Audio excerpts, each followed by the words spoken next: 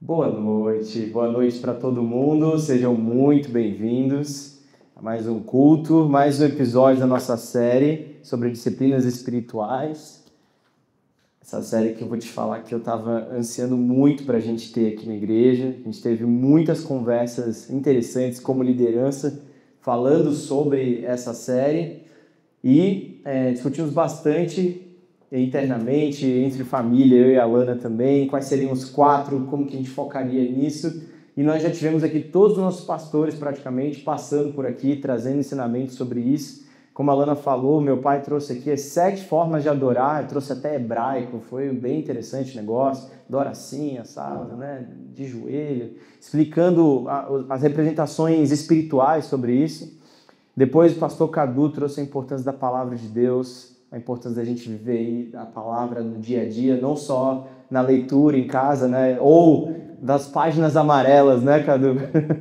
Não só como uma página amarela. Para quem não sabe, quem não estava aqui, ele falou que ele jurava que a Bíblia as páginas eram amarelas, porque o Salmo 91 estava aberto na casa dele e era tão amarelo que o dia que ele virou, ele falou, não é só amarelo, é só essa daqui mesmo. E o pastor Ricardo falou sobre oração, sobre a nossa conexão com Deus, o relacionamento, o acesso que nós temos a Deus e que a gente deve usar, né, pastor Ricardo? Quem não conhece, pastor Ricardo, pastor Jacó, pastor Cadu lá atrás, dá um oi aqui pra gente, aí ó, pastor Cadu, queridaço. Bom, então ficou para mim falar sobre jejum. Essa é uma prática muito que a gente usa muito, não só como cristãos, mas em família, assim, nós, a Nijar, né? Nós acreditamos muito, fazemos muito e já vivemos muito o fruto disso também. Eu quero compartilhar com vocês aqui, talvez de uma ótica um pouco diferente com vocês, obviamente bíblica, mas também cutucando em outras áreas para a gente abrir mais a nossa visão, tá bom? Então, a primeira coisa que eu queria trazer para vocês aqui hoje é a importância de você entender que o jejum ele é espiritual. Ele tem evidências científicas, ele é utilizado por outras religiões, é muito bom, mas ele é uma prática espiritual. E uma das coisas que me chamou muita atenção, eu até fazendo essa pregação aqui, eu fui olhar como que as outras religiões fazem jejum, por que elas fazem e, tipo, querendo o quê, né? O que eles estão querendo? Por que eles fazem isso? Como que é a intensidade disso? E aí eu cheguei em algumas coisas, eu vou compartilhar com vocês aqui, tá? Uma das que sempre me chamou a atenção foi do Islã. Eu vou falar já com vocês sobre isso. Mas eu vou te contar antes um pouquinho da minha história com o jejum. Então, como que começa essa história da família Nijar com jejuns, né? A gente, para quem não sabe, eu me converto em 2010, depois de ter um encontro sobrenatural com Deus no quarto da minha faculdade, lá nos Estados Unidos. Depois de toda a vida de baladeiro e tudo, Deus me encontra sobrenaturalmente num quarto, lá enquanto eu estava pensando em tirar minha vida. Me encontro com Deus ali, volto para o Brasil, venho morar aqui com meus pais, estudar aqui na UFSC, né? Passei ali em economia, fui estudar aqui, show de bola. E aí, nisso daí, meu pai estava começando essa obra aqui, né? Essa igreja, e também a obra dessa casa, né? Na época. E aí vem um rapaz, aliás, 6 meses depois que eu voltei, meu pai pega um tempo de oração, depois que ele foi chamado para ser pastor, e eles mergulham em oração, jejum e busca por Deus nas madrugadas para que não só o meu pai quisesse abraçar esse chamado, mas a minha mãe e os filhos também. E a gente ficou assim, cara, legal, tu vai ser pastor, parabéns, né? Que demais, vai lá, show de bola. Isso eu tô falando 2010, né? 2010. E aí, justo naquela semana, eu tenho uns amigos meus lá de Manaus vindo pra cá, a gente fazendo, né, saindo, fazendo um monte de besteira e tudo, e eu chegando de madrugada, e eu lembro de subir as escadas da casa. A gente morava numa casa aqui perto, alugada, e aí eu subia as escadas da casa e eu ouvia o meu pai orando em línguas. Eu falo, meu Deus do céu, agora ficou doido de vez. O que está acontecendo? Meu pai agora já era meio estranho com essas coisas de Deus, assim, exagerado. Agora está orando em língua também, e vai dizer que isso aqui é de Deus também, aí pronto. Numa dessa, chegou no outro dia de manhã, já contei essa história aqui? Não, acho que não, né? Chego no outro dia de manhã, minha mãe tá almoçando, não é de manhã, né? Mas já tinha passado, todo mundo lá no almoço, eu, minha mãe, meu pai e tal, ela vira para mim e fala assim, filho, tu não sabe o que aconteceu essa noite. Eu falei, o quê, mãe? E eu sabia o que tinha acontecido, porque eu tinha passado pela madrugada lá e tinha ouvido. O que aconteceu? Teu pai começou a falar umas línguas estranhas, um negócio assim, eu nunca tinha ouvido aquele negócio na minha vida. Eu achei aquilo muito estranho, mas de repente ele começou a falar as coisas ocultas do meu coração, coisa que só eu sabia. Eu nunca falei pro teu pai na minha vida, não tem como ele saber isso. Aí, eu cético do jeito que eu for, eu duvido, mãe, para com isso, coisa da tua cabeça. Ela falou assim, não, vai lá, tu vai ver, Deus vai falar contigo também. Aquele dedo latino, sabe, Aurora? Então vai lá, tu.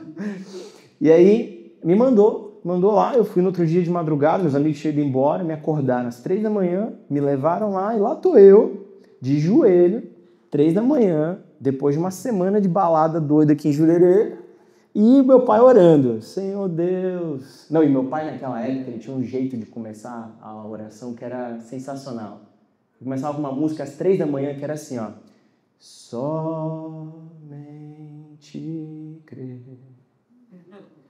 Somente crer. E tem a outra também, né? O de cruz se erigiu, dela um dia fugiu, né? Só música assim pra gente acordar, né? Aí tô aqui de joelho orando, meu pai orando as orações longas, e aí de repente eu lembro de eu já tô quase dormindo assim, meu pai pega e bota a mão na minha cabeça assim, ó, pum! Na hora que ele botou a mão na minha cabeça, eu lembro como se fosse ontem, meus olhos, eu perdi o controle dos meus olhos completamente, meus olhos começaram a ficar assim, ó, piscar de um jeito que eu não tinha controle nenhum sobre meus olhos. E eu lembro que eu não conseguia nem ficar de olho aberto nem de olho fechado, só piscava. E eu comecei a suar frio, comecei a sentir um calor, sabe, um calorão, uma coisa meio estranha assim. E no meio disso, no coração palpitando, eu lembro de ver na minha frente, assim, primeira vez, tá tudo escuro, né? Estamos no quarto escuro, e eu vejo um índio na minha frente, assim, ele me olhando com uma cara com muita raiva.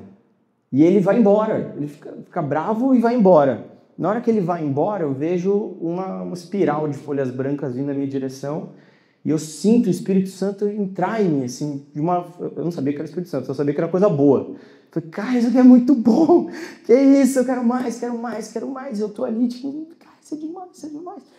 E aí, para aquele negócio todo, eu voltei pra mim, falei, cara, o que foi isso? E o meu pai começa a orar em línguas. Aí eu tô tipo, cara, isso aqui foi muito interessante, mas o que ele tá fazendo agora? Tá orando em línguas, eu nunca ouvi ninguém orando em línguas na minha vida até aquele momento. E ele tá lá falando assim, ó, você lá na Califórnia, teve um dia que você foi na praia e você fez essa oração. Pô, eu fiz uma oração. E assim, teve uma época que eu fiquei tão paranoico lá na Califórnia, que eu andava sem relógio, sem celular, sem nada. Eu saía de casa, não queria que ninguém nem pensasse onde eu tava. Sabe? Não tinha como alguém ter ouvido aquela oração naquela praia. É isso que eu quero dizer. Sabe? E aí ele tá lá. Você fez essa oração lá na praia. Você fez assim. E aí, até ali, eu tô assim... Cara, parece que Deus tá falando comigo. Tá, mas e se for o meu pai inventando e acertando o que eu orei para Deus lá na praia? Fiquei desse jeito. Tô pensando. Aí meu pai continua e fala mais e mais. Ele termina. Quando ele termina, ele sai e eu dava para ouvir, né? Ele andando no quarto. Aí eu falo assim, foi isso. O meu pai, ele inventou tudo isso só para eu me converter. Foi isso que aconteceu. E eu tava pronto para sair daquele quarto com essa convicção. Do nada, meu pai, tô pensando ali, meu pai tá saindo. Ele vira e ele fala para mim, não duvida, sou eu que tô falando com você. Cara, eu lembro que eu me encolhi igual uma criança, tipo um bebê no chão, de medo, de temor, porque eu sabia que era Deus falando comigo.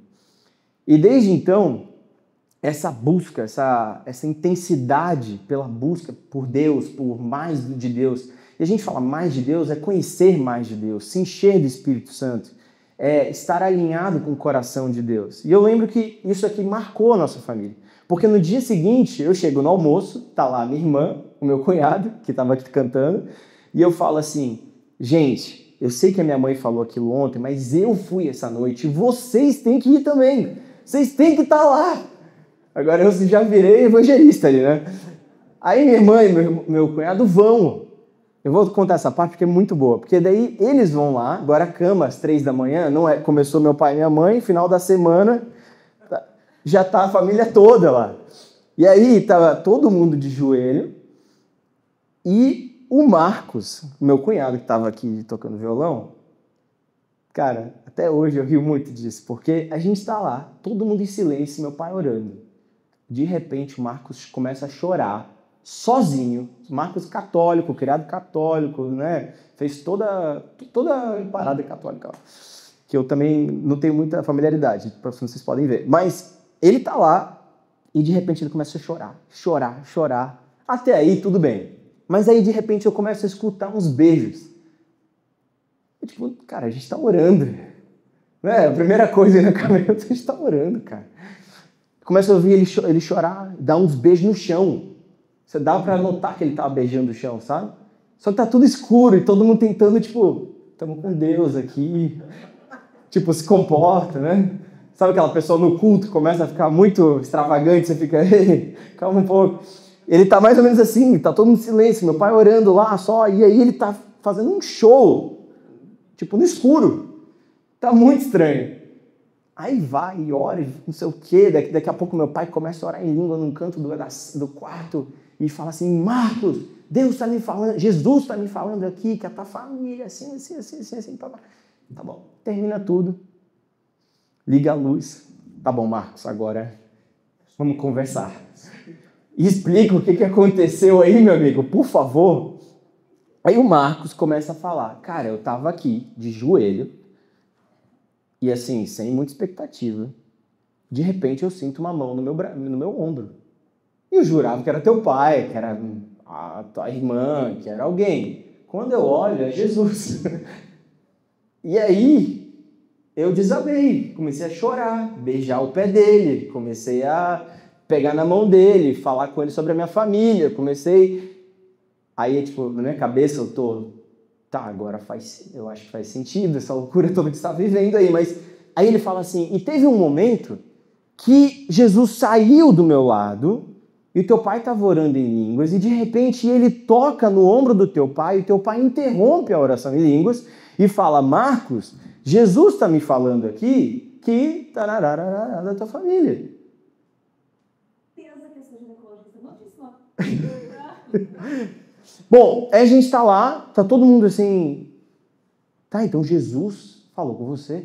Foi isso? Você viu Jesus? Fala pra gente! A gente tá todo mundo assim, tentando entender o que aconteceu. E cara, aquela noite marcou nossa família para sempre. Porque daquele dia em diante, toda a minha família virou o coração 100% para Deus. E aí, agora vem outra história muito louca. Eu sei que eu tô meio cheio das histórias hoje, né? Mas vai ser bom. Meu pai está construindo essa casa e vem trabalhar um rapaz novo aqui. E ele é eletricista.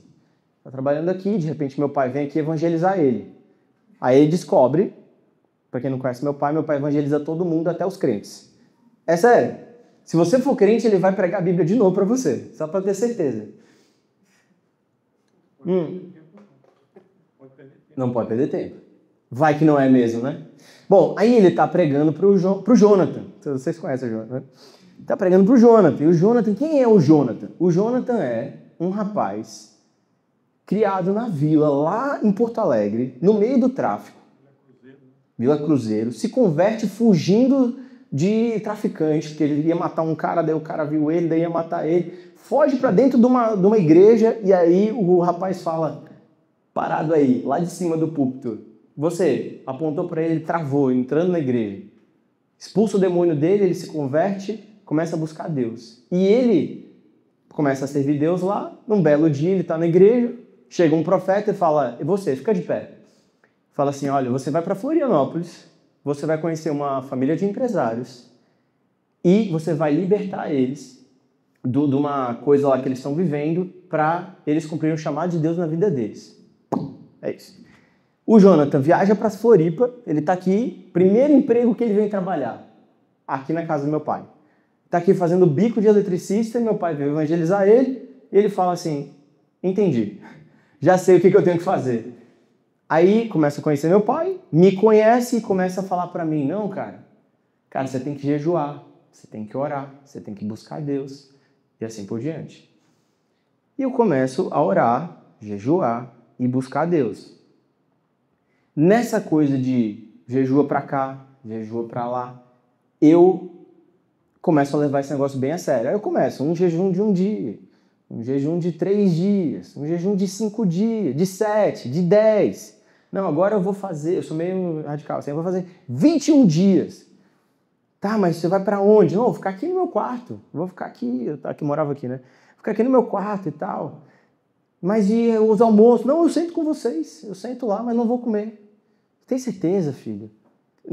Vamos chamar o médico, não sei o que. Não, eu estou jejuando, Deus vai cuidar de mim, cada célula do meu corpo está consagrada ao Senhor.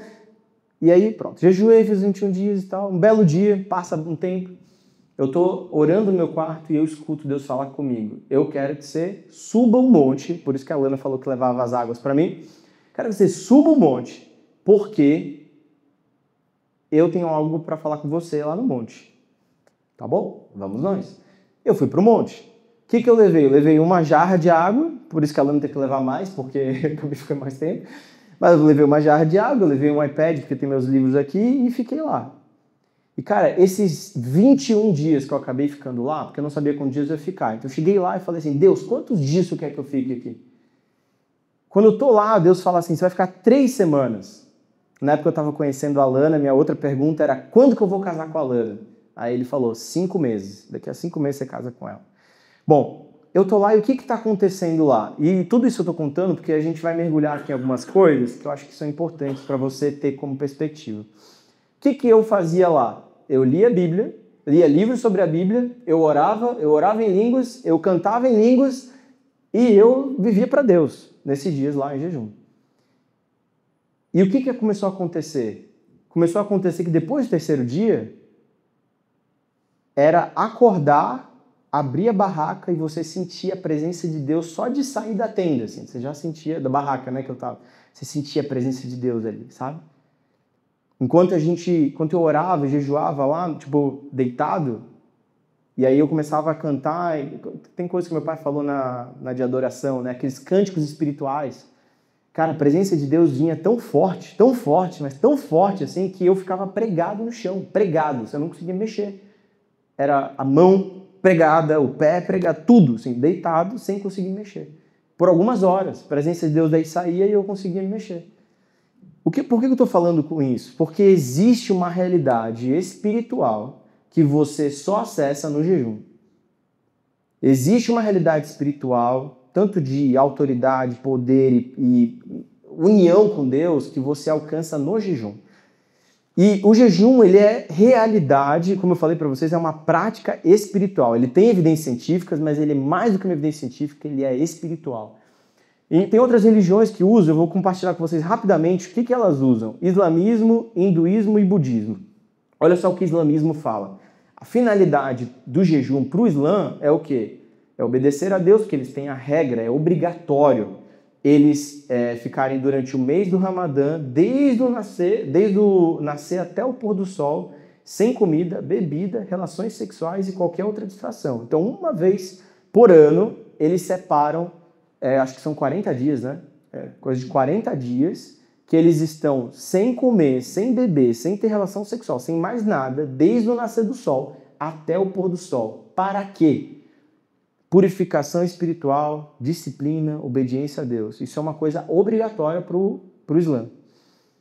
Outra coisa, o hinduísmo.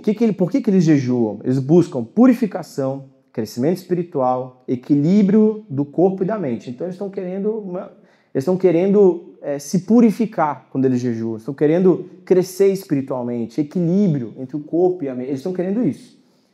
Quando a gente fala do budismo, a gente está falando de disciplina, desapego de coisas mundanas, iluminação espiritual. E uma coisa que você vai perceber é que isso é meio que geral das outras religiões também. No geral, todas buscam, vou botar 4 coisas aqui: crescimento espiritual, autodisciplina, arrependimento, purificação e mais conexão com o divino. Então, eu quis trazer as outras religiões para você entender que é uma coisa espiritual, entendeu? É importante você entender que, cara, alguma coisa essas religiões estão vendo de espiritual nessa prática que é importante a gente, opa, se eu não estou jejuando, será que eu não tenho que olhar um pouco mais para isso? É importante. Outra coisa bem legal que eu trouxe aqui são 7 benefícios, eu vou passar bem rápido por isso, mas eu queria trazer para vocês. Eu vim aqui para convencer vocês a jejuar, tá? É para isso que eu vim aqui hoje. 7 benefícios do porquê você deveria jejuar segundo a ciência. A ciência vai falar. Ela tá meio pequeno, né? Mas vou falar aqui para vocês. Controle da glicose e da sensibilidade à insulina. Você reduz a sua insulina de 20% a 31% e ajuda a prevenir diabetes tipo 2. Só isso aí já valeria a pena, né? Mas vamos lá. Segundo, perda de peso e queima de gordura. Você reduz de 3 a 8% do teu peso corporal de 3 a 24 semanas. Acelera o metabolismo, a cetose. Esse aí também é legal para quem está querendo emagrecer. Número 3, aumento da longevidade e renovação celular. Então você vai ver, ele bota aqui em testes com animais, eles chegaram a ver que aumenta em 30% a vida dos animais quando eles jejuam. Quem quer viver mais aí? Eu quero. Amém. Quarto, proteção contra doenças cardíacas. Reduz o LDL em 25%, né? Aquela gordura ruim. Triglicerídeos em 32%. Quinto, saúde cerebral e redução do risco de Alzheimer. Aumenta o BDNF, é uma métrica lá que avalia tipo, a performance do teu cérebro, tipo isso. Memória e aprendizado, ele cresce em 400%. Sexto, fortalece teu sistema imunológico. Um jejum prolongado de 72 horas, ele regenera completamente o teu sistema imunológico. Isso é interessante, né? Sétimo, melhora da saúde intestinal, para quem tem problemas intestinais. Regula a microbiota intestinal e reduz a inflamação. Só isso aqui já valeria a pena, certo? A gente está falando de coisas naturais. Naturalmente, você é beneficiado no teu corpo por uma prática espiritual. Beleza, agora nós somos cristãos. Por que a gente deveria jejuar? O que é o jejum? A gente falou aqui sobre... Espera um pouquinho. A gente falou aqui sobre jejum lá no Islã, lá no budismo. O que eles estão querendo, né? Mas e no cristianismo? Por que nós deveríamos jejuar? O que é o jejum para nós? Então, o jejum, ele é uma abstinência de comida por um período, certo? Então, a gente está deixando de comer por um período com o propósito de buscar quem? A Deus. É isso que a gente está querendo. E se alinhar com a sua vontade. Deixando, tipo, uma definição aqui para vocês. O que a gente está fazendo? A gente está fazendo uma abstinência de comer para a gente ter um período de busca a Deus mais intenso e a gente se alinhar com a vontade dele. Agora, o que não é o jejum? Vamos fazer o seguinte? O que não é o jejum? Porque você já deve ter visto umas coisas meio bizarras, né? Vocês já viram? Tipo, eu vou jejuar para eu barganhar com Deus, para eu casar com aquele homem. Vocês já viram essa? Já? Ou eu vou jejuar com Deus porque eu quero que Ele abençoe isso que você... esse negócio. Tem gente que é assim. Tem gente que vê o jejum como uma forma de manipular a vontade de Deus. O jejum não é isso. Tá? O jejum, ele não é um ritual vazio ou religioso, onde eu vou pegar, eu vou ficar sem comer e eu vou viver minha vida 100% normal, como se nada tivesse acontecendo. Eu só não vou comer. Não é isso também. E também não é você ficar o período que você normalmente não comeria sem comer, né? Então, pessoal, vou jejuar hoje. Aí o pessoal come às 8 da manhã e meio-dia. Já viu essa? Eu já vi. Já vi de tudo. Eu já vi um cara que ele estava de jejum de líquidos, assim, ele só podia beber, né? Coisas, líquidos. Aí o que ele fez? Ele comprou um Big Mac e ele liquidificou o Big Mac e tomou o Big Mac. Gente, nunca duvide da capacidade do ser humano.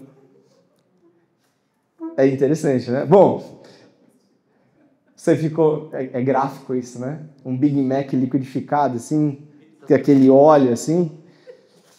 Bom, o jejum, ele não substitui a obediência e uma vida de santidade.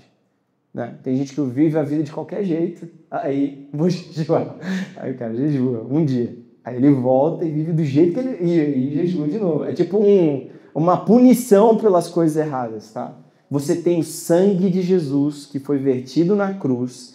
Você não precisa sofrer para você ser aceito por Deus, tá? Você não precisa se autoflagelar para ter o perdão dos seus pecados. Jesus já morreu no teu lugar. Amém? Glória a Deus por isso, né? Bom, o jejum também não é uma exibição. Nossa, tem gente, essa aqui é legal. Tem gente que jejua e você vê na cara dela, no escuro, de longe que ela está jejuando. Porque ela fica assim... Tinha uns caras assim, no Dunamis era muito legal. Porque todo mundo tá jejuando, né? Tá um monte de coisa acontecendo. Aí de repente você vê uns caras assim e fala assim, mano, esse cara tá jejuando. Porque a cara de um cachorro faminto, sabe? Pidão, tá na cara dele, você tá vendo. Você fala assim, o que você tem, cara? Parece que tá fraco, tá doente. Não, pô, tô jejuando há 3 dias e tal. Então tem de tudo. Então o jejum não é para se exibir, não é para você se autopromover, beleza? Seguimos. Inclusive, se você se autopromove no jejum, a Bíblia fala o quê? Que você já recebeu o teu galardão do teu jejum. Que é as pessoas saberem que você está jejuando, entendeu? Beleza. Agora, por que então a gente deve jejuar? Eu tenho 4 pontos para falar com vocês. 4 pontos. Se você puder anotar, se você quiser botar num notes, aqui eu até fiz um slidezinho para te ajudar. Mas vamos lá. Primeiro motivo pelo qual nós jejuamos. Primeiro ponto. Nós jejuamos para buscar mais intensamente a presença de Deus. Nós jejuamos para buscar mais intensamente a presença de Deus. Lucas 5, versículo 33 até o 39. Lucas 5, 33 ao 39. Então, aqui você vai ver uma conversa entre Jesus e os discípulos. Jesus, os discípulos e um povo, os fariseus, querendo confrontar Jesus. Por que os teus discípulos não jejuam? A gente está aqui jejuando. O cara não quer saber da vida dele, né? Ele quer saber da vida do outro. Eu estou jejuando. Por que esses caras não estão jejuando? Se você é o Messias, se você é o escolhido, né? Os discípulos de João jejuavam e oravam frequentemente, bem como os discípulos dos fariseus. Mas os teus vivem comendo e bebendo. Jesus respondeu, podem vocês fazer os convidados do noivo jejuar enquanto o noivo está com eles? Mas virão dias quando o noivo lhe será tirado, naqueles dias jejuarão. Não é tipo, talvez jejuarão, é jejuarão. Quando o noivo for tirado, eles vão jejuar. Então, aí ele começa a fazer uma parábola. Isso aqui é bem legal de você ler comigo aqui, ó, olha só. Então ele contou essa parábola. Ninguém tira um remendo de roupa nova e costura de uma roupa velha, e o costura em roupa velha. Se o fizer, vai estragar a roupa nova. Além do que o remendo da nova não vai se ajustar na velha. E ninguém põe vinho novo em vasilha de couro velho. Se o fizer, o vinho novo rebentará a vasilha, se derramará e a vasilha se estragará. Ao contrário, o vinho novo deve ser posto em vasilha de couro nova. E ninguém, depois de beber o vinho velho, prefere o novo, pois diz o vinho velho é melhor. Então, olha só que interessante. O que ele está falando aqui, basicamente, vamos linkar essas duas coisas. Ele está falando assim, ó, a gente não vai jejuar, eles não vão jejuar enquanto eu estou com eles, vão jejuar quando eu sair, certo? E aí ele está falando assim, por que eles vão sair? Eles sair, por que eles... Pensa nessa ligação. Quando estão com o noivo, não jejuam. Quando estão sem o noivo, jejuam. Né? É uma espécie de, vou botar saudade, uma espécie de atrair o noivo. É uma espécie de se preparar para receber o noivo. É o que ele está falando aqui sobre, por exemplo, a roupa nova com roupa velha, o vinho velho com vinho novo. Ele está falando assim, é como se você se prepara para receber de Deus no jejum, entendeu? Você está crescendo espiritualmente para você receber uma porção nova de Deus, beleza? Então, é isso aqui. Agora, olha só o que Jesus fala. Cadê? Opa. Ah, tá, é no próximo. Aqui. Olha o segundo motivo. Você vai ver aqui, ó. Então, nós jejuamos para alinharmos com a vontade de Deus. Nós mortificamos a carne e fortalecemos o Espírito. Segundo motivo, jejuamos para crescer em autoridade e poder de Deus. Jejuamos para crescer em autoridade e poder de Deus. Eu vou te dar um exemplo muito bom, tá? Mateus 4:4. Olha só que legal. Isso aqui é Jesus começando o ministério dele. Jesus poderia, vamos pensar o seguinte, você é o Filho de Deus, você tem um baita de um chamado. Você, meu amigo, você não precisa sofrer, é só você obedecer, não é? Não. Jesus é batizado e a Bíblia fala que o Espírito de Deus o leva para o deserto para ser tentado pelo diabo. E aqui ele fala o seguinte, depois de jejuar 40 dias e 40 noites, teve fome. Então, o Espírito Santo está levando Jesus para o deserto, ele vai jejuar 40 dias, 40 noites, e depois ele vai ser tentado pelo diabo. Está vendo? Então, Jesus está prestes a ser tentado. Vamos pensar no meio desse gap, desde o momento que o Espírito Santo está levando ele para lá, até o momento que o diabo realmente vem tentar ele. Você tem um gap aqui de 40 dias que Jesus está fazendo o quê? Se fortalecendo no Espírito.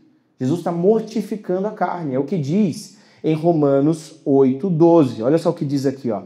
De maneira que, irmãos, somos devedores, não a carne para viver segundo a carne. Porque se viverdes segundo a carne, vocês morrerão.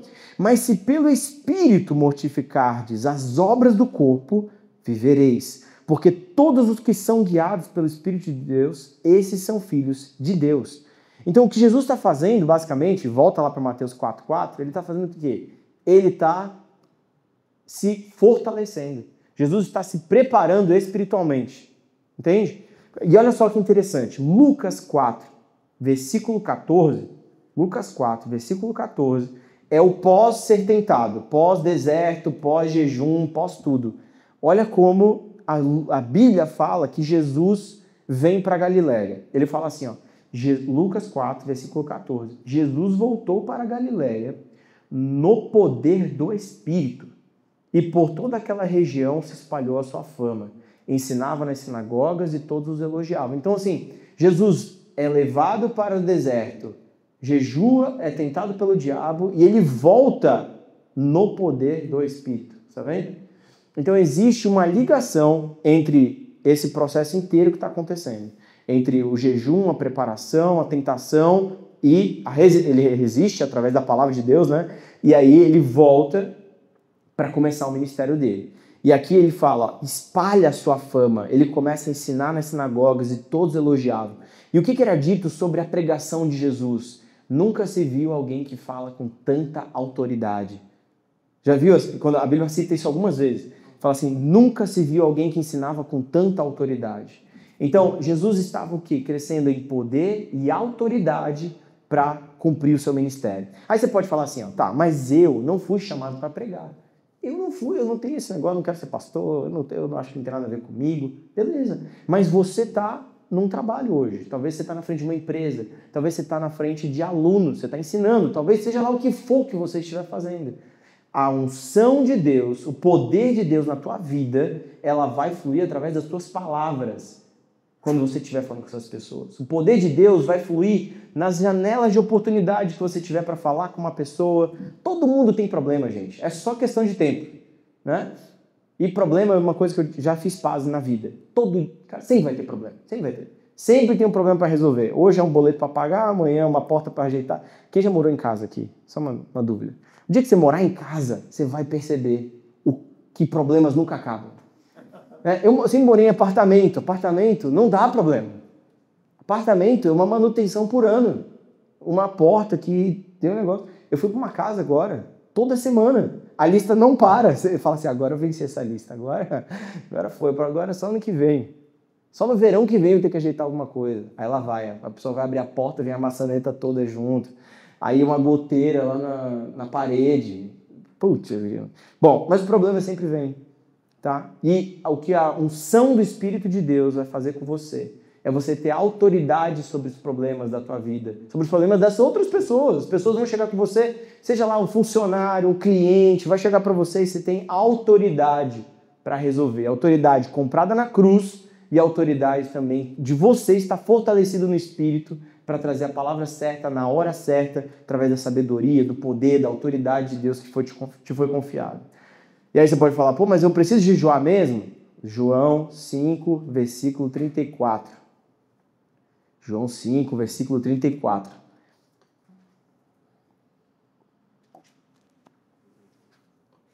Os discípulos estão comendo e eles estão incomodados que Jesus não está comendo. Você já foi na casa da tua avó? Casa da tua avó, eu duvido você não comer na casa da tua avó. Eu não tenho mais avó viva, só a minha avózinha aqui. Mas a avó da Lana é uma avózinha que é daquelas que tem freezer, com doce preparado para quando a gente chegar lá. Já está pronto, sabe? Você senta na mesa, é impossível você não comer. E se você comer, ela vai te fazer comer mais. E se você comer mais, ela vai te fazer comer mais ainda. Porque ela vai te perguntar 20 vezes se você não vai comer. Os discípulos são mais ou menos assim. Ô Jesus, você não vai comer mesmo? Jesus, come aqui mais um pouco. Jesus. E aí ele começa a falar assim, ó, a comida que eu tenho para comer vocês não conhecem ainda. A minha comida é fazer a vontade daquele que me enviou e concluir a sua obra. Jesus é o purpose driven, né? Como a gente fala em inglês. É uma pessoa totalmente focada no propósito. Eu fui chamado para cumprir essa missão e eu estou aqui para fazer a vontade de quem me enviou. Eu não estou aqui para comer, eu não estou aqui para fazer ser o cara gente boa, eu estou aqui para cumprir a vontade de Deus. E ele está falando assim, a minha comida é fazer a vontade de Deus. Vocês estão pensando aí na comida, que vocês vão ter que estão com fome, não sei o quê? Eu não estou preocupado com isso. Eu estou aqui para cumprir a vontade de Deus. Amém? Quem está aqui para cumprir a vontade de Deus? Amém? Glória a Deus. Vamos lá. Terceiro. Por que jejuamos? Jejuamos para buscar o conselho do Senhor antes de decisões importantes. Olha só o que diz em Atos 12, do 2 ao 3. Enquanto eles estavam adorando o Senhor e jejuando, disse o Espírito Santo. Então pegou, né? Adorando e jejuando. O que acontece? O Espírito Santo fala. Separem-me Barnabé e Saulo para a obra que os tenho chamado. Assim, depois de orar e jejuar, impuseram as mãos e os enviaram. Você vê? Então eles estão adorando, jejuando, buscando, e o que vem? Direção de Deus. Decisão. Vem clareza do que deve ser feito. O que tem que ser feito? Vocês têm que enviar Paulo e Barnabé. Unge os dois e envia. Eles vão ungir e mandar de qualquer jeito? Não, vamos orar e jejuar e vamos ungir eles aqui também. Então você vê essa dinâmica da oração, do jejum, da adoração, do cumprimento da palavra de Deus na sua vida. Você vai vendo isso, você vai ver que o Espírito Santo flui através de disciplinas que podem se tornar mecânicas se você não estiver fazendo motivado pelo Espírito, mas ele usa essas dinâmicas de oração, jejum, adoração para fluir através da sua vida. É o que está acontecendo aqui. Quer ver outra? Olha só, Atos 14, 23. Eles estão, Paulo e Barnabé designaram presbíteros em cada igreja e, tendo orado e jejuado, os encomendaram ao Senhor em quem haviam confiado. Então você percebe, eles estão orando, jejuando, estão recebendo direção de Deus, estão recebendo autoridade para enviar aquelas pessoas. Eles não estão fazendo de qualquer jeito. Coisas espirituais se lidam de forma espiritual. Coisas naturais se lidam de formas naturais. Vamos lá. Quarto motivo. Por que jejuamos? Essa é a pergunta de hoje.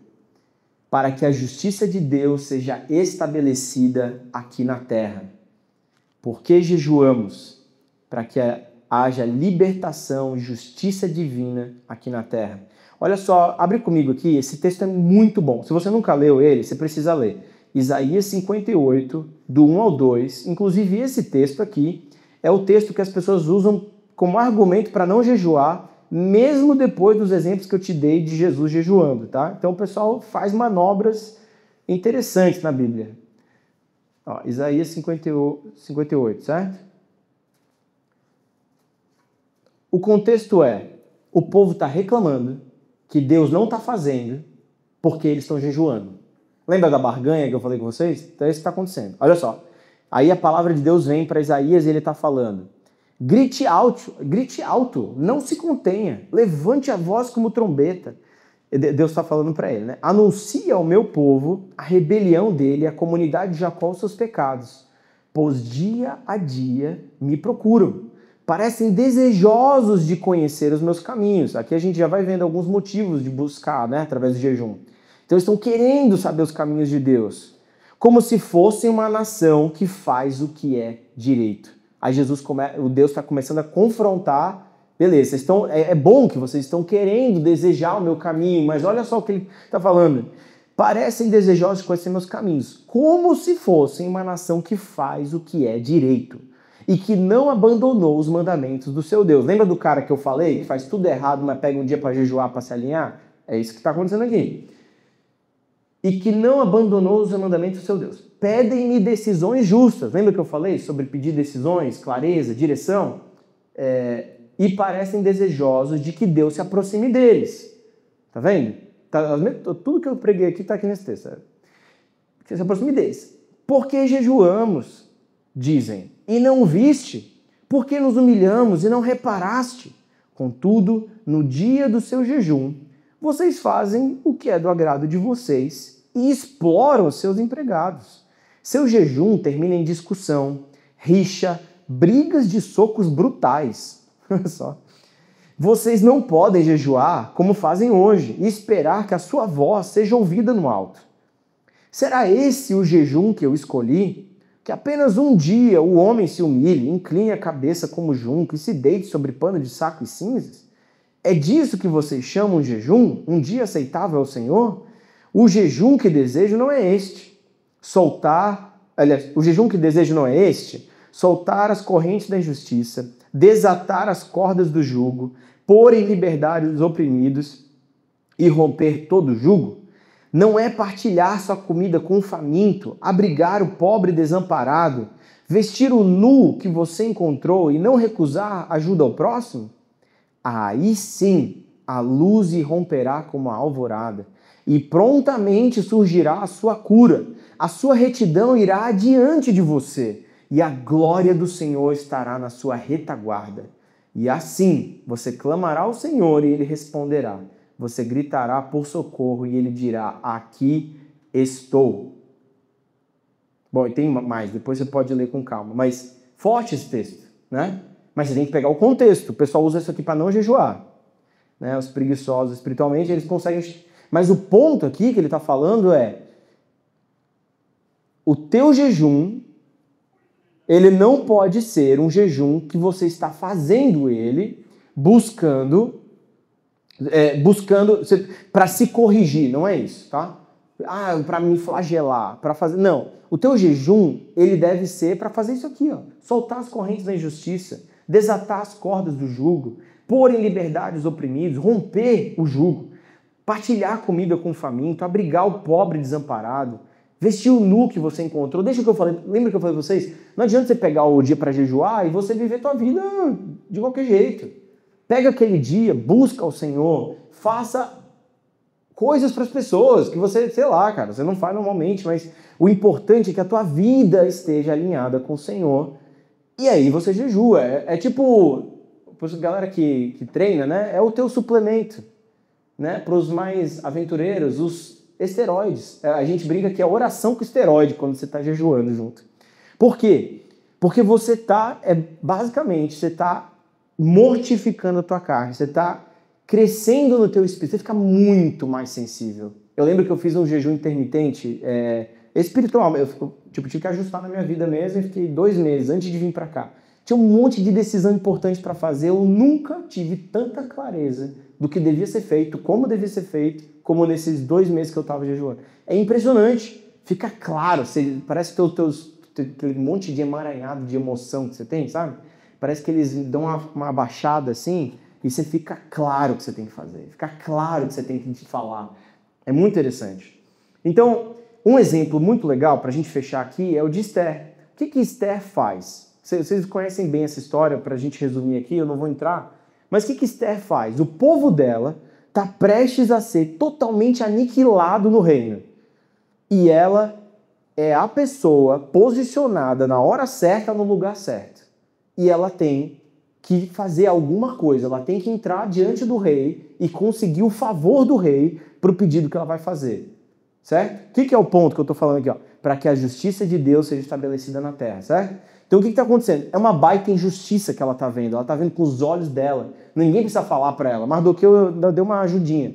Mas o que ela está fazendo? Ela está falando assim, ó, Mardoqueu, então faz o seguinte, bota o povo para jejuar 3 dias, 3 noites. Todo mundo. Vocês, o povo, o boi, a vaca, eles botam todo mundo para jejuar. Ninguém come por 3 dias.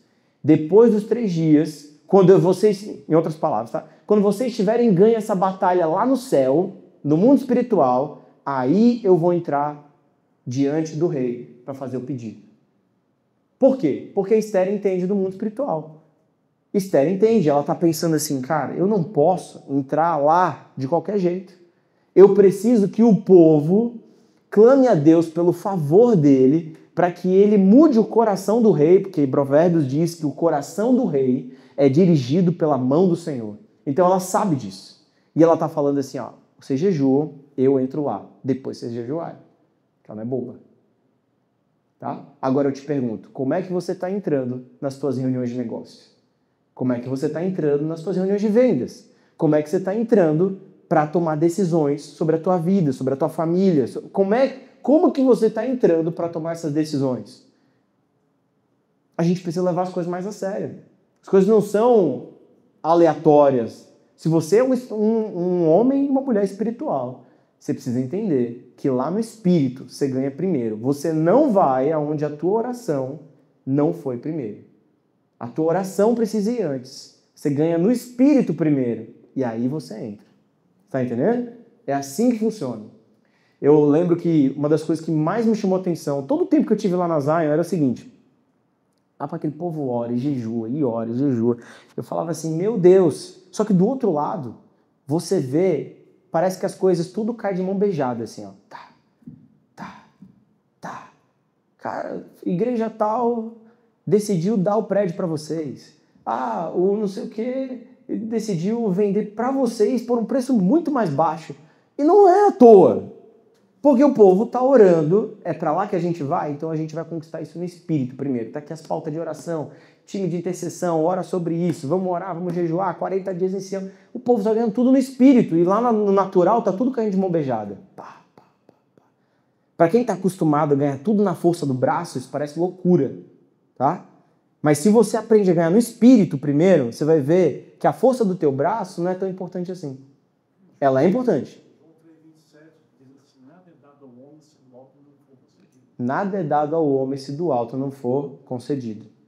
Você pegou isso aí? Então assim, se você está acostumado a pegar tudo na força do teu braço, tudo na força do tráfego, nada contra, tá? Mas tudo na força do tráfego, tráfego pago, tá, gente? Eu tenho que explicar, né? Pô, tem que explicar. Tudo na força, tem que explicar porque tráfego pago, gente, mídia paga, é isso, tá? Bom, mas está acostumado a fazer tudo desse jeito? Experimenta o que é você fazer as coisas debaixo do favor e da mão de Deus, como José fazia. Experimenta o que é você fazer isso. Experimenta o que é você abrir as velas do teu barco e deixar o vento de Deus soprar. Experimenta o que é isso. Eu te desafio. A gente vai jejuar 3 dias essa semana, certo? E eu quero te convidar. Experimenta, eu quero que você traga diante de Deus essa causa.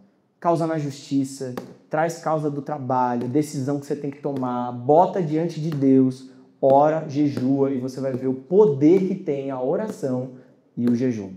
Você vai ver, eu não preciso fazer nada, eu não tô nem nervoso aqui, porque eu sei o Deus que eu sirvo. Esse é o nosso Deus. Esse é o nosso Deus. Eu tô numa fase, já para encerrando aqui, tá? Mas ó, eu já encerrei umas 3 vezes, né? Mas a gente vai encerrar.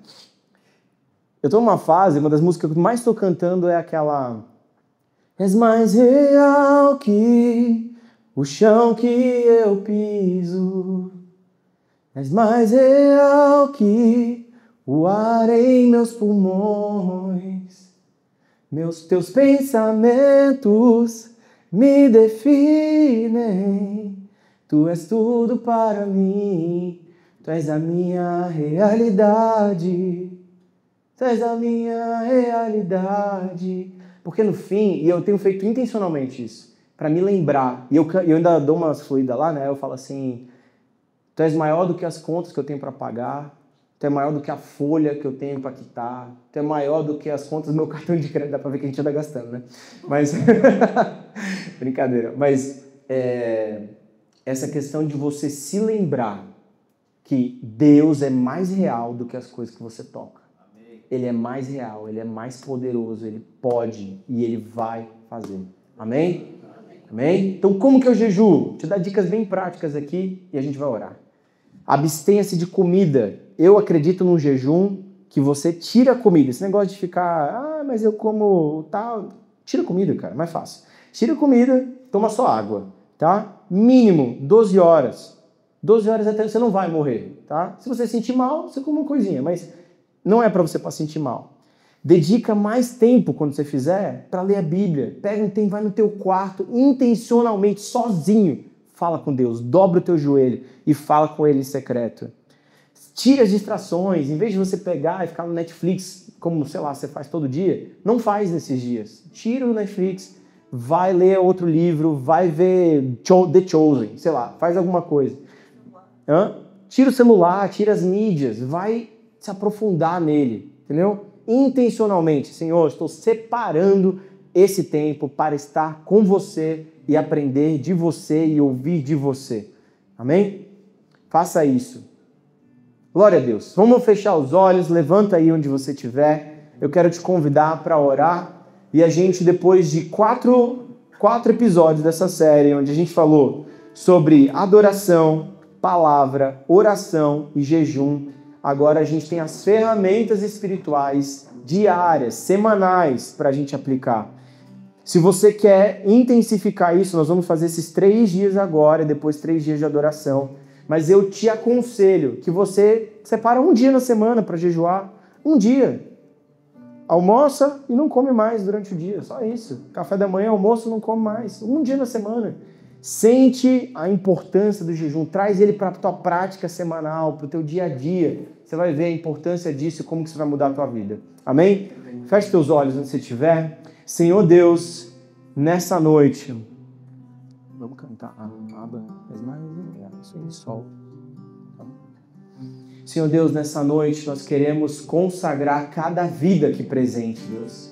Senhor Deus, nós queremos te pedir que assim como o Senhor fez com a minha família, nessa busca intensa pelo teu coração, pela tua mente, pelas decisões que vêm do céu para a terra, eu oro, Senhor Deus, que o Senhor venha mudar a vida de cada vida aqui presente. Senhor Deus, eu oro que o Senhor venha renovar a nossa mente, que os teus conselhos, as tuas palavras sejam mais reais do que tudo que nós podemos tocar. Meu Deus, que a nossa vida esteja firmada na rocha, nas tuas mãos. Nós oramos, Senhor Deus, nessa noite, pelo teu favor, que o teu favor nos acompanhe, Senhor. Que o teu favor esteja conosco. Em nome de Jesus Cristo. Eu quero cantar junto com vocês essa música.